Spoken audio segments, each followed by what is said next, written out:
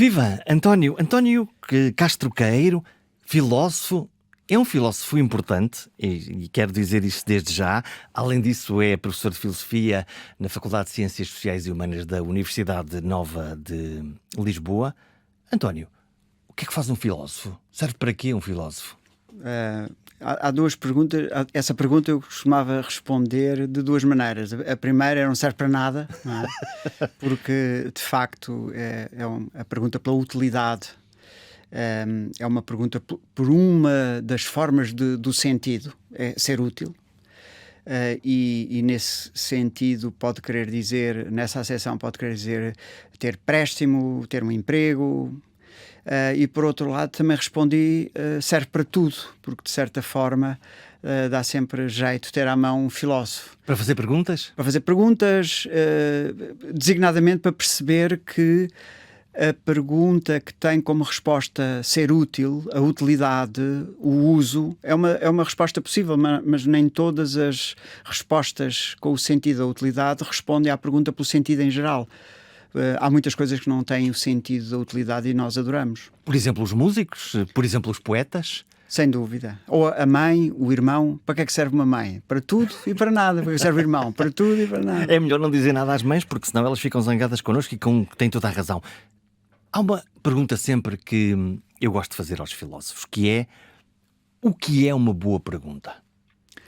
Uma boa pergunta é aquela que não apenas transforma o enunciado declarativo no enunciado interrogativo, como essa interrogação tem uma ânsia de resposta.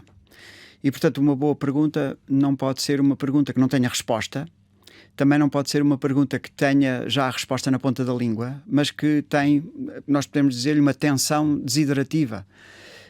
E, portanto, a pergunta, que horas são? Se eu não quiser saber as horas, não faz qualquer espécie de sentido, mas quando eu quero saber as horas, a pergunta, que horas são, se tiver alguém disponível, faz todo o sentido.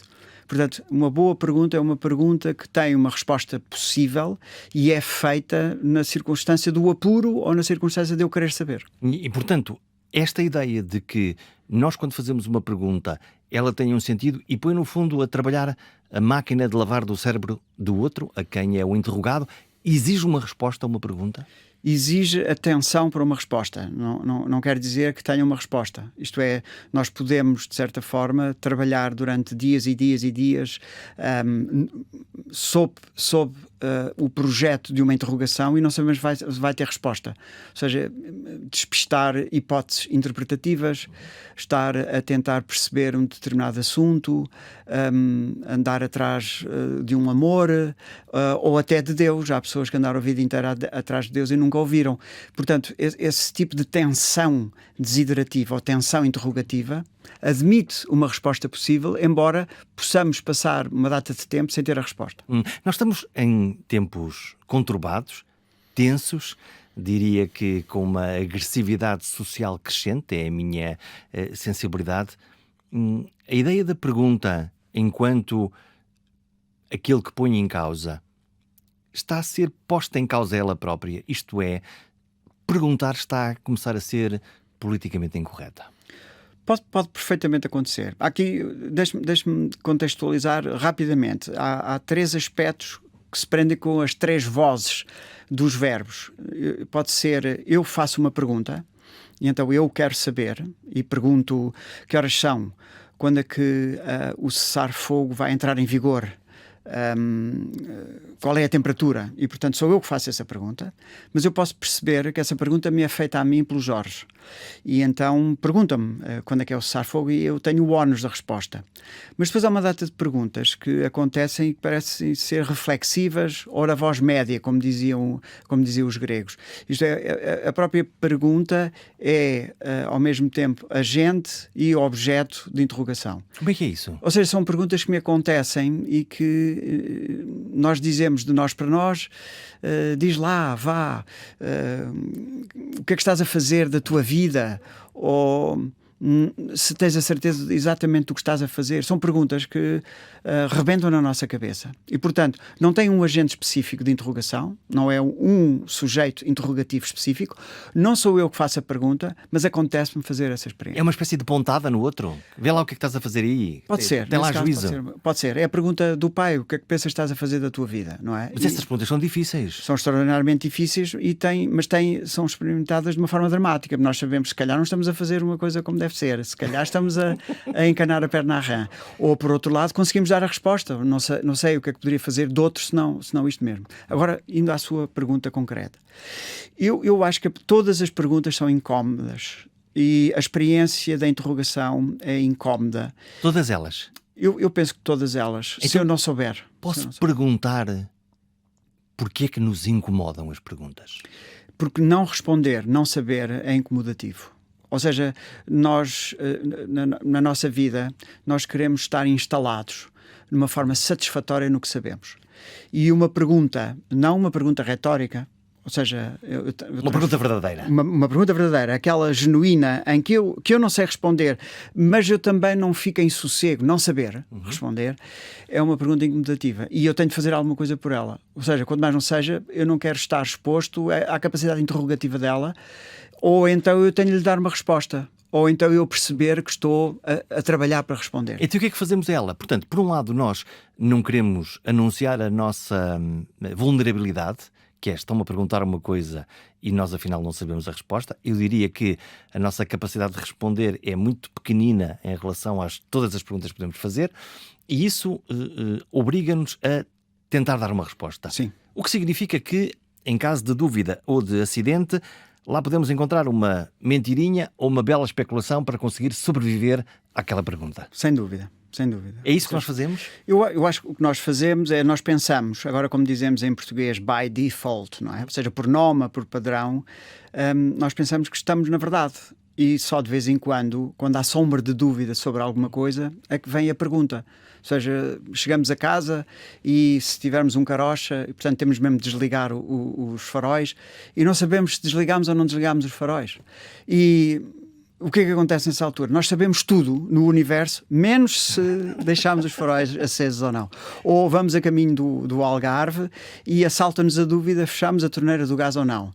E imaginemos que é em Setúbal. Lá voltamos atrás para ver se desligamos ou não, fechamos ou não a torneira. Ou seja, a ideia é, sabemos tudo, temos tudo controlado, mas aquela coisa específica que tem sombra de dúvida é o suficiente para nos mobilizar completamente e deixar de dar importância àquilo que nós sabemos. Para um filósofo, a pergunta e a filosofia, no fundo, nasce da dúvida ou nasce do espanto? Ou seja, nós podemos perceber que a história... Excelente pergunta. A história... É única. É única. As outras todas são são todas, más. mas essa é uma pergunta excelente, porque a história no Ocidente da nossa relação com a filosofia, e isso quer dizer com a experiência do desejo de transparência. Nós não gostamos de opacidade. Filosofein quer dizer ter uma compulsão pela transparência, querer saber. É feita de diversas maneiras. Os gregos têm Platão e Aristóteles. Quando falo gregos é Platão e Aristóteles, mas existe pensamento prévio. É o espanto, thauma. E o espanto significa aquilo que, por um lado, cria atração para si e, por outro lado, cria horror. E é essa experiência dupla. Cria horror? Eu afasto-me, assusto-me, mas ao mesmo tempo fico fascinado por aquilo. Então, há uma atração repulsa em relação... Simultaneamente, é isso que é experimentado pela palavra thauma, ou thaumatsein, o espantar-se. Justamente como em português, o espanto é qualquer coisa como o espantalho, que provavelmente põe em fuga ou afugenta. Mas, por outro lado, cria em si a atração. Nós temos a atração do abismo. E, portanto, essa é a experiência literal. Oh, vida desgraçada. Então nós estamos assustados, por um lado, pela maravilha, o que nós acabamos de ver, aquilo que é ora uma epifania, ora uma coisa que nós dizemos, isto é uma coisa terrível que nós não podemos ver. Portanto, ora fugimos, ora ficamos a olhar entre os dedos a ver o que é que está a acontecer. Exatamente, essa metáfora. Rilke tem uma frase que diz o belo é o princípio do horror. Porque precisamente nós podemos perfeitamente perceber que aquilo que nos faz apaixonar por si no momento seguinte pode ser o horror. Mas os americanos diziam que a pessoa de quem nos divorciamos é a mesma pessoa com quem nos casamos. E ou não, são pessoas completamente diferentes. Mas a dúvida, não é? De omnibus dubitandi, duvidar de todas as coisas, é uma experiência que foi feita também, entre outros, particularmente por Descartes, mas, por exemplo, também por Kierkegaard, do ponto de vista existencial. E nesse sentido, a filosofia também acontece quando nós temos sombras de dúvidas, e designadamente a respeito. Não é? Descartes tem figuras magníficas como o gênio maligno e o Deus enganador. E precisamente é o que nos acontece quando temos miragens, quando temos enganos, quando temos alucinações. E a maior parte dos casos nós temos a ideia, como dizem os mais antigos, em face da morte, como me disseram quando eu era miúdo, menino, nós vivemos enganados. No sentido precisamente em que vivemos no encaminhamento da morte, para cada dia temos um bilhete que vai sendo obliterado, e desde que nascemos até agora foram obliterados uma data de bilhetes. Mas evitamos pensar sobre isso. Evitamos, morremos um dia, mas para já não. E, portanto, essa forma específica da dúvida e do espanto, e que Platão, ou que uma certa tradição diz que Platão fala disso, de um outro mundo, é aquele mundo em que eu não tenho dúvidas, em que eu acho que tudo é repetível, tudo é ultrapassável, e, na verdade, esse outro mundo em que eu estou no encaminhamento da morte não é repetível, não é ultrapassável e, na verdade, é irreversível. E por isso sobra a pergunta que é: ainda faz sentido fazer a pergunta sobre o sentido da vida? Ou qual é o sentido da vida, no fundo? Faz sentido sensibilizar-nos ao modo em que fazemos a experiência dessa problematicidade. Isto é, eu não posso decidir das 9 às 5, para manter este tipo de horário que ninguém tem, das 9 às 5, 5 dias por semana, com 2 dias de fim de semana, eu não faço essa pergunta como se fosse um filósofo profissional. Não é? Mas essa pergunta acontece-nos de quando em vez, ou seja, em épocas de grande dificuldade, de aporia. Pode ser formas como agora estamos a viver, de guerra, de crise, de epidemias pandémicas, que não são apenas aquelas provocadas por vírus, mas são também aquelas provocadas por seres humanos, e que há uma afetação global. E não quer dizer que essa afetação global me faça a pergunta pelo sentido da vida em geral. A pergunta pelo sentido da vida em geral acontece precisamente em circunstâncias em que eu estou confrontado com o abismo. E são bastante particulares, bastante pessoais. Quando alguém morre? Na iminência de alguém morrer, por exemplo. E aí sim nós vamos questionar isso. Importa-me saber se este sentido da vida é uma coisa individual, que me confronta a mim próprio, ou se, pelo contrário, estamos a falar de uma reflexão que também é partilhada com os outros, com a sociedade onde nós estamos. Tem essa estrutura paradoxal, porque, por um lado, nós percebemos que a experiência mais íntima da problematicidade acontece-me a mim, e o Jorge dirá, também me acontece a mim, e nós percebemos que essa forma extrema e radical, digamos assim, da subjetividade é o modo como nós acolhemos essa problematicidade. Por outro lado, nós percebemos que a humanidade vibra, ou seja, cada outra pessoa, com essa experiência maximamente subjetiva, é portadora do universal humano.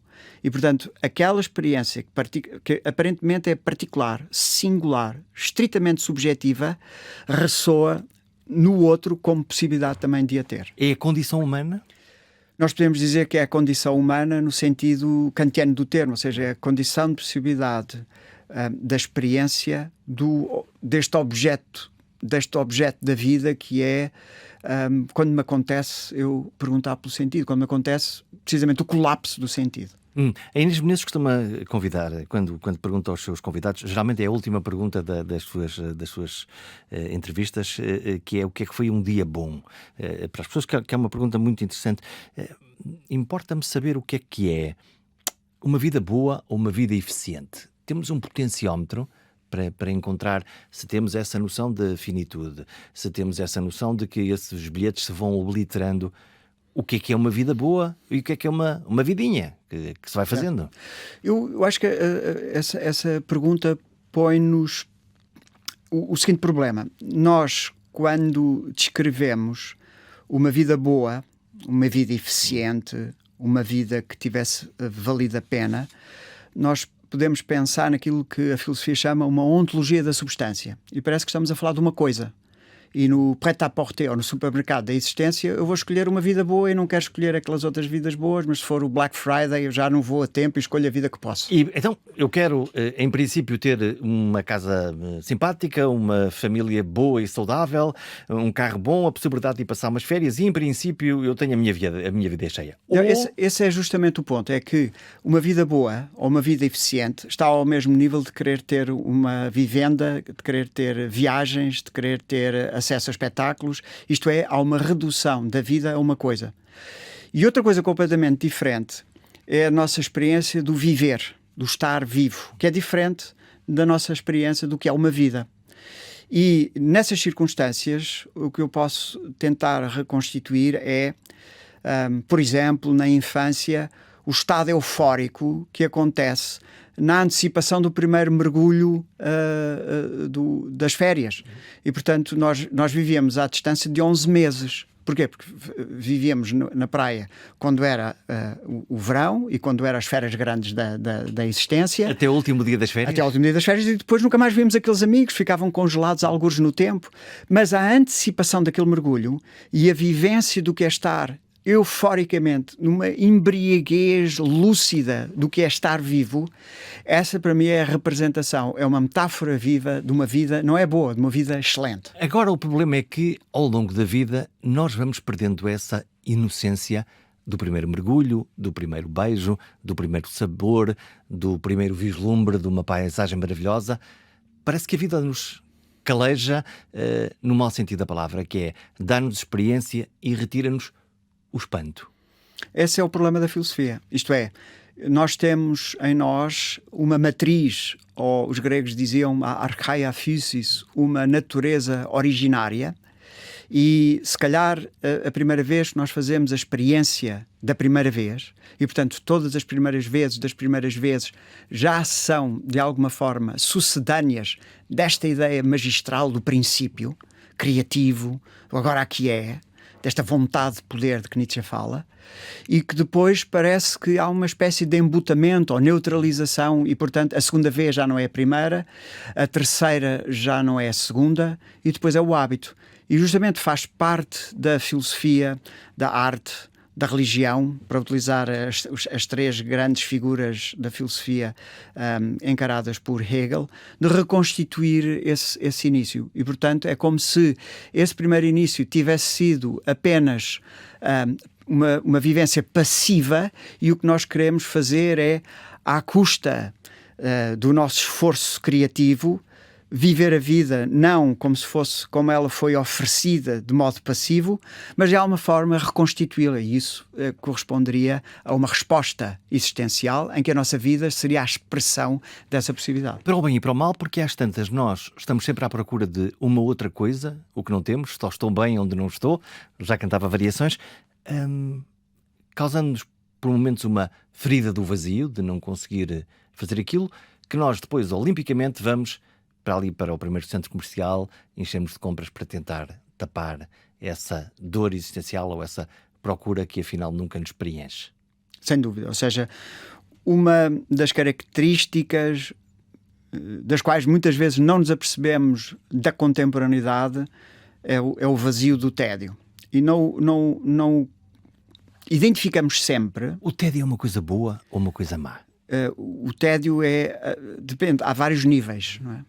O nível profundo, Heidegger diz, quando é tédio, os alemães têm a palavra Langeweile, que é uma duração longa, numa grande cidade, quando é domingo à tarde, tudo é tédio, é um vazio total, ou seja, o tempo não passa, pelo menos naquele momento em que nós sentimos o tédio, o tempo não passa e sentimos o vazio.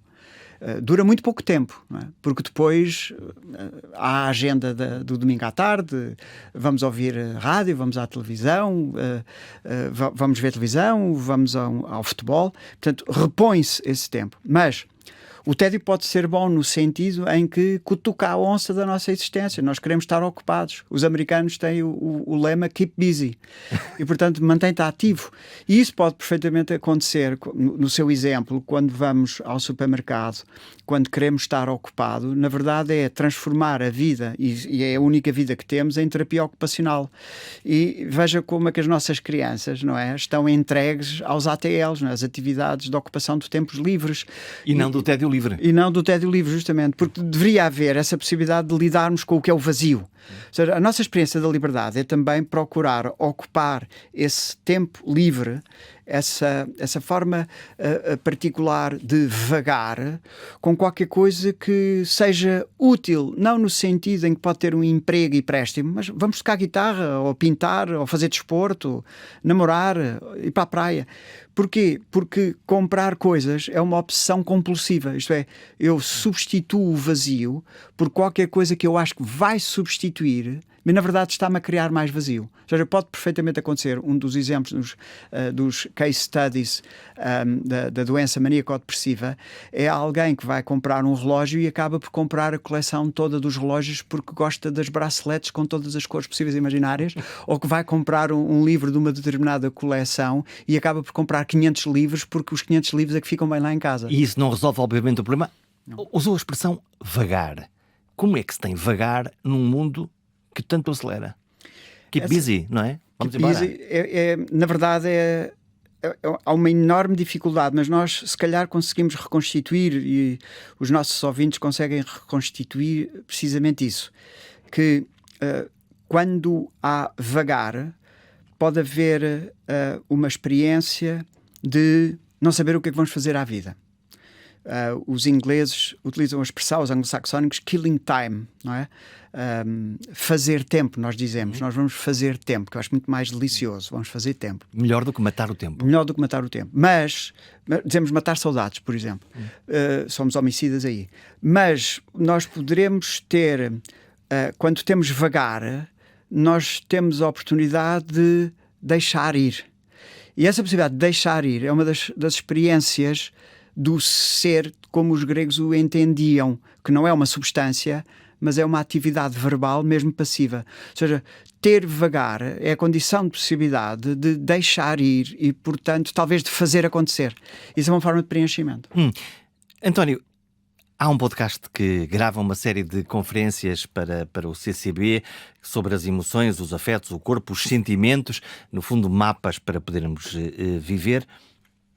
Nós conseguimos aprender com as emoções, ou elas são um espelho de nós próprios? Eu, quando estou a pensar em emoções, enfim, se calhar estou já a catalogá-las, negativas como a ira ou positivas como o afeto, sinto-me e faço-me de forma diferente a maneira como eu estou, a maneira como eu sinto, a maneira como eu me vejo. As emoções contam nesta maneira como nos pensamos? Nós podemos, ou seja, uma vez mais, excelentes perguntas. Nós podemos isolar uma emoção e trabalhá-la. Não é? O professor António Damasio fala numa consciência nuclear e numa consciência distendida. De que fala ele? Ele fala nesta ideia de que qualquer coisa que demora um lapso de tempo para acontecer e que depois poderia colapsar e morrer. Ou seja, tem a duração do fósforo. É uma centelha. É uma centelha emocional que dura um instante e isso poderia corresponder, a fenomenologia chama-lhe o presente vivo. Dura um instante e depois desfaz-se. Dura outro instante e depois desfaz-se. E, portanto, isso seria uma espécie de consciência nuclear não anulável. E precisamente é atómica, nuclear, não anulável. E depois uma consciência distendida nós somos portadores de emoções da infância que criaram uma impressão, nos deixaram no tal estado e que constituía o nosso ser, a nossa maneira de ser. As nossas cicatrizes, no fundo, os nossos caminhos, a nossa biografia. Pode utilizar... A nossa biografia emocional pode ser? Não há outra. Depois ela é preenchida. Mas sim, pode querer dizer... E nós aqui estamos a ver apenas no passado, mas o que nós podemos perceber, existem esperanças passadas que morreram ou foram preenchidas. Existem futuros passados que deram em qualquer coisa ou não deram em nada. E nesse sentido, uma emoção é analisada do ponto de vista do presente, quando ela cria uma impressão, alguém, não é? Amor à primeira vista, coup de foudre. E pode ser por uma canção, por uma atividade, pela praia, por uma paisagem. Pode ser qualquer conteúdo da nossa própria existência. Tem esse momento temporal presente, mas depois tem precisamente a forma específica da modificação do estado em que nos deixa. E nós podemos perceber que os nossos encontros, aquilo que nos define antes e depois de encontrarmos as nossas coisas, se calhar a rádio para si, a comunicação, livros, música, pessoas, tudo aquilo que nos fez enamorar, nos encantou, exerceu fascínio sobre nós, não data apenas um presente do ponto de vista emocional, mas abre uma possibilidade de futuro. É a nossa biblioteca inteira. O que se me ocorre agora é pensar que, se essas coisas estão dentro de nós, impressas dentro da nossa mente, do nosso corpo, o nosso corpo, não só o nosso cérebro, pode pensar por nós, porque muitas das nossas emoções são expressas pelo corpo, mais até do que um raciocínio ou de que de que um discurso qualquer intelectual. Sem dúvida, essa dicotomia... Eu sinto raiva antes de pensar raiva. Sim. E pode ter esperanças secretas que só descobre que tinha quando fica decepcionado. Pode ter... Parece um paradoxo.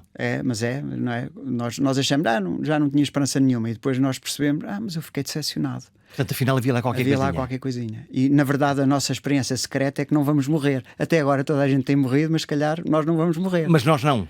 Pode perfeitamente acontecer. Ou então dizemos mais tarde, um dia, ou então como Lucan, não é? Que está a analisar o seu funeral. Vê-se a si próprio morto, mas depois está a ver quem é que veio, quem é que não veio, o que é que pensa, o que é que diz. Não é? Nós temos a representação do nosso funeral. Mas para voltar à sua pergunta, que não me queria perder, o que pode perfeitamente acontecer é que nós distinguimos, desde Descartes, o que é o corpo, como se fosse uma configuratio, como ele diz, uma configuração. Uma caixa. Do ponto de vista mecanicista, não é? Em relação causa e efeito. E depois temos a alma, e não se sabe bem onde é que a alma está. Mas, na verdade, os antigos gregos achavam que era tudo o mesmo. Eles falam de soma e falam de psique, ou seja, falam de corpo próprio e falam de alma ou mente. Mas a mente é somática da mesma forma que o soma, o corpo, é animado. E mais, é o que acontece nesta experiência. Eu ponho o pé, lembro-me quando era miúdo, pôr o pé na areia escaldante ao meio-dia e eu de facto queimo-me no pé, mas eu digo a areia, o areal está a ferver. E portanto o nosso contacto é tão pequeno quanto o pé da infância, o nosso pé infante está a ser interceptado pela areia. Por outro lado, emitimos um juízo, o areal está a ferver. Ou pomos o dedo grande do pé na água e dizemos a água toda da costa vicentina está gelada. Fazemos uma generalização. Não é só generalização, é uma experiência concreta de como nós somos como bordas d'água, ou seja, somos sensores meteorológicos altamente sofisticados, porque conseguimos dizer não apenas que agora Lisboa está quente, mas dizemos que o dia vai estar quente, mas também podemos antecipar uma mudança. E isso significa que nós não temos apenas percepção no momento presente através da afecção do corpo, mas o próprio corpo pensa e admite uma variação mais alargada nos próximos momentos, nos próximos tempos do que vai acontecer. Somos perspectivos. Interessa-me por isso. Por um lado temos as emoções e o corpo, lá está, essa dicotomia entre o corpo e a alma. Pergunto, António, pode uma emoção ser um ponto de partida para a verdade? Uma parte da pergunta, e outra é até que ponto é que as emoções implicam ou influenciam as nossas decisões éticas? Ou seja, há uma determinada tradição que procura atomizar o comportamento cognitivo do comportamento afetivo ou emocional. E, portanto, procura, ao fazer esta dicotomia, apontar para a impermeabilidade. Ou seja, o que é emocional não é cognitivo, o que é cognitivo não é emocional, e depois podemos acrescentar até a vontade. E, portanto, havia estes três troncos fundamentais no pensamento antigo, que era a representação da realidade do ponto de vista cognitivo, dizer sim ou dizer não, a representação emocional da realidade, que é perseguir prazer e evitar sofrimento, e depois a determinação volitiva, querer e não querer. Mas, precisamente, o que acontece é que existe uma outra tradição que procura mostrar que toda a emoção, mesmo a mais cega, tem um património cognitivo. E que toda a cognição só acontece enquanto cognição numa forma de comportamento teórico. De resto, Aristóteles até diz: a teoria acontece quando não há nada para fazer e a vida é simples, ou a vida é fácil. E ele diz: os sacerdotes do Antigo Egito começaram a olhar as estrelas porque não tinham de se preocupar com o dia-a-dia. E, portanto, a teoria, que significa contemplação, estar a olhar para as coisas, permite uma alteração, não é, disposicional que fomenta o cognitivo. Mas isso significa que a própria cognição depende de uma emoção, que é a emoção de eu ter o tempo livre, ter vagar e ter curiosidade científica. Portanto, uma data de emoções que estão em causa na lógica da descoberta científica. Então, e essa é a nossa relação com o tempo? Porque nós aqui já falamos muito do tempo da aceleração, mantém-te a fazer coisas, do tempo do tédio, do tempo da contemplação. Afinal, esse tempo é, como diria Einstein, elástico e subjetivo também, ou objetivo e nós olhamos para o relógio e 1 minuto é 1 minuto? É tudo. É objetivo, é subjetivo, é particular, é partilhável. Agora, neste preciso instante, há uma duração idêntica para todos os fusos horários, aqui em Marte, em qualquer sítio, do mais remoto e afastado do nosso próprio ponto de vista. Por outro lado, o que nós percebemos é que existe esta estrutura complexa, provavelmente só aberta, só acessível à humanidade, de estar a deixar de ser. E essa forma específica do tempo, desta estrutura originária de estar a deixar de ser, independentemente do objetivo, do subjetivo, tempo social, tempo psicológico, tempo particular, é inexorável. Mas isso é angustiante, essa ideia do deixar de ser? É absolutamente angustiante, mas não há forma de ver. Ou seja, a eternidade do ponto de vista humano é estar sempre a acabar. Isto é, pode não ter os dias contados, mas tem sempre a perspectiva do arredondamento de estar sempre a acabar. É uma ideia de um cadafalso quase. Qual é o sentimento que mais o inquieta, filosoficamente? Na verdade, se é que há algum? O que me motiva é o fascínio, o encantamento, a possibilidade do transe, da embriaguez, desta forma específica de bebedeira sóbria e consciente. Ou seja, todas as filosofias que me interessam têm esta estrutura romântica de me permitirem descolar da repetição do cotidiano e me atirarem para uma situação de transe. Esse é o que mais me fascina ainda na interrogação filosófica. Para nós os leigos, aqueles que estamos a ler pouco e ouvir pouco sobre filosofia, o que é que nós precisamos mesmo de ler ou de ouvir? Começamos por onde? A que filósofo é que batemos à porta? Platão, Aristóteles, mas se quiser os contemporâneos, Wittgenstein. Ou seja, eu acho, sabe, é quando... Acontece como quando alguém quer aprender uma língua estrangeira e que acha que há autores mais fáceis para serem lidos do que outros. E eu digo sempre, aquele em que tiver mais interesse. E, na verdade, eu acho que a abertura de um livro de filosofia, ou pode ser de literatura, pode ser do que quer que seja, tem um elemento filosófico. Isso que prende a atenção e que nos faz entrar na disposição do leitor. E o leitor, como descreve Rilke num poema magnífico a descrever uma criança a ler, que estamos a ver a criança ali a olhar para as letras, mas ela não está lá, está noutro sítio completamente diferente, levantou o voo, está como no Matrix, não é? Naquele filme. Assim também o que eu acho é, devemos tentar ler, abrir todos os livros que tenham esse condão de nos tirarem para fora de nós. E isso é o princípio da leitura da filosofia. Esse fascínio, essa curiosidade, onde está ela? Onde guardamos nós a curiosidade? Eu penso que a curiosidade tende, de facto, a ser neutralizada por diversas circunstâncias. Não tem a ver apenas com a escola, não tem a ver apenas com a domesticação do horário. Nós temos horários, não é? Diários, calendários. É uma fábrica. É uma fábrica. Nós temos agendas mentais, temos agendas virtuais, temos agendas digitais e, portanto, tendemos a domesticar as coisas nesse sentido. E a curiosidade, não é? Como há um gato que está na sala de espera porque o outro gato amigo entrou no consultório e veio o médico e diz: lamento, era curiosidade. E portanto, nós estamos nessa circunstância de, se calhar, haver má reputação para a curiosidade. Há mesmo má reputação para a Pode curiosidade? haver mas essa é a possibilidade da liberdade total. A curiosidade de querer saber é uma forma específica de cura, que em latim é cuidado. Curiosidade é uma forma aguda de preocupação. E como é que nós estamos a lidar com a liberdade? Com a nossa e com a dos outros?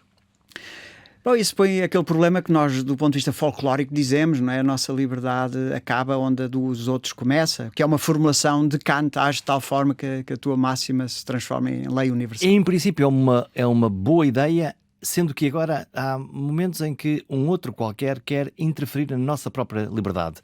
Das coisas que nós fazemos, das maneiras como pensamos, se não estiveres alinhado com o politicamente correto, vê lá isso. Estamos a... Existem diversas formas como se manifesta. Olhar para a polarização, por exemplo, não é? Quer dizer, a polarização hoje, à esquerda ou à direita, que nos aponta caminhos de não vais por aí, ou se não fizeres assim, não estás a ser politicamente correto.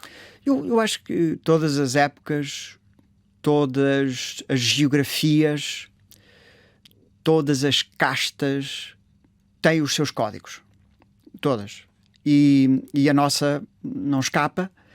E o que acontece pela proliferação e rapidez dos processos de divulgação online, o que existe é precisamente, por um lado, a possibilidade de todas as linguagens, a possibilidade de que tudo seja franco e aberto, e, por outro lado, uma repressão total. Existe essa possibilidade de repressão total. Há uma tensão entre essas duas coisas. Existe. Não há uma tertium non datur. E uma irresponsabilidade na fala também, porque, coberto do anonimato, qualquer pessoa nas redes sociais usa do insulto, por exemplo, apenas porque está coberto por esse...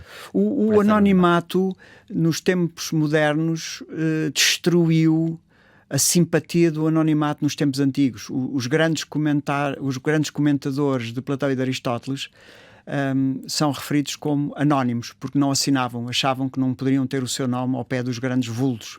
Então são comentários dos anónimos. Hoje em dia o anonimato corresponde justamente ao que diz essa forma específica de desresponsabilização, lixo, possibilidade da calúnia, possibilidade da ofensa. Agora, a liberdade prende-se com esta circunstância, pelo menos na ideologia kantiana, de eu poder ser livre, isto é, de eu poder ser causa e consequência das minhas ações. E, portanto, suportar o peso também das coisas que decidimos mal. E, portanto, poder acotovelar e, de alguma forma, perceber o que é que está em causa aí. E não dizer que foi o outro. Não apenas não dizer o que foi o outro, perceber o que é o contexto, ou seja, que a manobra e o espaço para uma manobra de liberdade é altamente improvável. Ou seja, Aristóteles viu isso. Ou seja, a minha possibilidade de resolução e de decisão é altamente improvável, mas há um espaço específico em que, depois da deliberação, eu opto. E nessa opção eu adoto uma determinada possibilidade. Eu escolho. Eu faço ou não faço? Faço ou não faço? Escolher é fazer ou não fazer.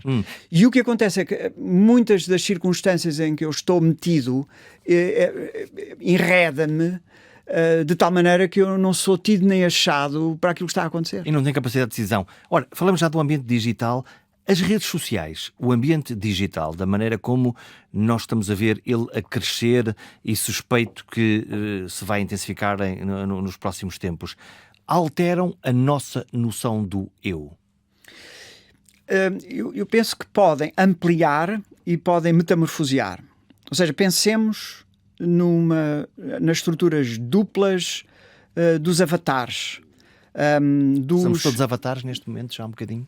Quer dizer, no sentido em que publicamos aquilo que queremos que os outros vejam, porque achamos que é bondoso. Ninguém vai publicar a sua pior fotografia, a não ser que tenha desvios estéticos, não é? Ou não vai comunicar os seus atos vergonhosos, mas vai publicar aquilo que se orgulha, aquilo em que acha que ficou bem. Portanto, logo aí há já decisões. Portanto, somos mais performativos e menos autênticos. Eu penso que, quer dizer, quem está à espera de ir a um perfil do Instagram, do Twitter, do Facebook ou do que quer que seja, e vai encontrar o verdadeiro eu de alguém que está ali, há qualquer coisa que falha. Desengane-se. Mas o que existe é esta forma específica precisa de proliferação de outros eus. O Nietzsche dizia que sou um comitê. Ou seja, cada um de nós é já um comitê. São vários, nós somos uma data de gente, somos pelo menos 3. E nem sempre de acordo. Eu a mim, eu a falar comigo acerca de mim, não é? Somos os 3.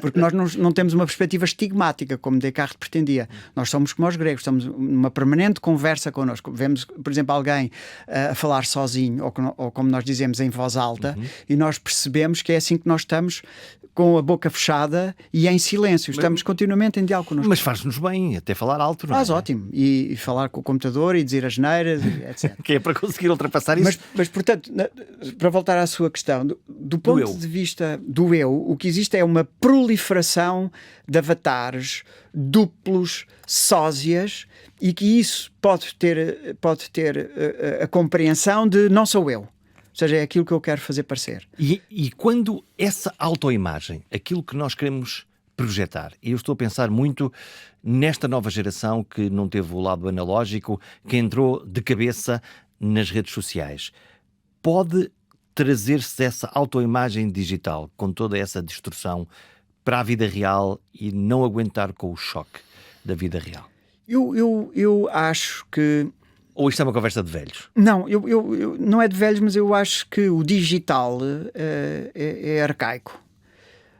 Dia de Todos os Santos, o Dia dos Mortos, é o dia mais virtual que existe. E nós temos essa forma específica de falarmos com os nossos em dias de finados, ou então quando achamos que nos lembramos deles.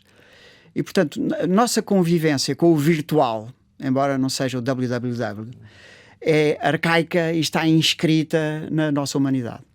O que existe, na verdade, é uma espécie de reificação desse virtual e que se tornou uma coisa autonomizada. Mas não há nenhuma diferença entre esta forma específica de vivência virtual, de proliferação de eus que não sou eu, e, por outro lado, a nossa ideia de virtual. Quando nós caímos na real, ou seja, nas experiências específicas da paixão que não correspondida, essa é a experiência mais radical do virtual contemporâneo. É só a ideia de que nós temos na nossa cabeça histórias de amor que nenhum Cristo viveu, filosofias inventadas que nenhum Kant formulou, e, portanto, essa não há grande diferença. Qual é a diferença? A diferença é precisamente a realidade concreta, da forma aparentemente mais disponível desses perfis virtuais e que são tomados por verdade. Mas isso é a tarefa também da filosofia, escaqueirar com esses falsos ídolos. Vai a seguir para conseguirmos destruir isso. Estava a olhar e a pensar que rituais muito antigos, tal como rituais digitais ou rituais da nossa vida social, na realidade eles vão se repetindo e têm todo o mesmo cariz, a mesma fórmula. Eu penso que tem a mesma essência, sim.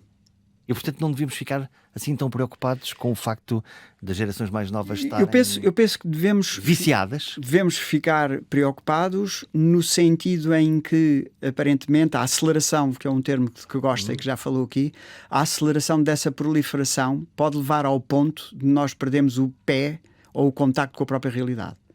E, portanto, da mesma forma que o Dia de Todos os Santos é um dia específico, um feriado, e depois continuamos com o dia-a-dia, o que pode perfeitamente acontecer é como a metáfora do sonho, não é? Se alguém comparasse a sua vida durante 12 horas num dia a sonhar com a sua vida nas 12 horas acordado, acabaria por se confundir e não saber qual era mais verdadeiras, se as 12 horas em que está a dormir, se as 12 horas em que está acordado. Portanto, o que pode perfeitamente acontecer é mergulharmos nesse transe virtual e perdemos completamente o contacto com a própria realidade. Mas isso aí são formas patológicas, acontece a qualquer pessoa. O neorromântico, não é, que ia para o cemitério pensar na sua amada, está de tal maneira afetado, idêntica a alguém que vive com jogos, a assistir a pornografia, a achar que está apaixonado por uma imagem que olha para si aparentemente a sorrir e, portanto, lida com falsos perfis sem essa possibilidade de critério de decisão do que é verdadeiro e do que é falso. A minha definição favorita do mundo que vivemos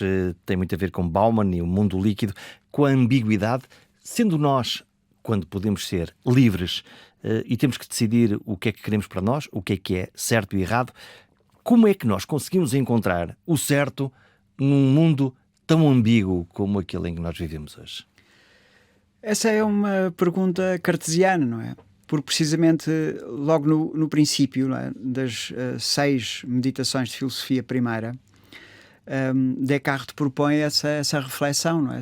Como é que eu sei distinguir o que é sonho e o que é vigília? Ou seja, se eu tenho um pesadelo, eu sofro com angústia enquanto estou a viver o sonho e não acordei, e quando tenho um sonho bom e acordo, eu gostava de lá estar a continuar. E, portanto, o certo é dado para Descartes por esta percepção clara e distinta de que eu estou em vigília, que é diferente quando eu estou em vigília e de quando eu estou a dormir. Porque quando eu estou a dormir eu posso ter a ideia clara, não anulável, de que é uma angústia por causa destas e daquelas outras circunstâncias. Mas quando acordo eu percebo, era um sonho mau, era um pesadelo. E eu agora, dificilmente, se não quiser passar por doido, acho que vou acordar desta minha conversa consigo para uma dimensão mais verdadeira e certa do que esta. E, portanto, o que a filosofia diz é, há uma evidência apodíctica, isto é, não pode ser negada da realidade em que eu me encontro. O que pode acontecer é, eu posso pôr isso em dúvida, não é? Uma vez alguém disse-me que tinha o direito a ter uma opinião sobre o princípio da não contradição, não é? Eu sentei-me e não disse mais nada. Mas o ponto é precisamente este, é que nós temos a compreensão de que não vamos acordar por uma outra realidade. Outra coisa diferente é, quando nos lembramos desta conversa, o dia 2, daqui a uma semana, já tem uma densidade onírica, já é diferente, que é própria da memória, que é diferente da situação em que eu me encontro aqui na percepção. Nós estamos praticamente a fechar e eu preciso de levar deste programa uma resposta.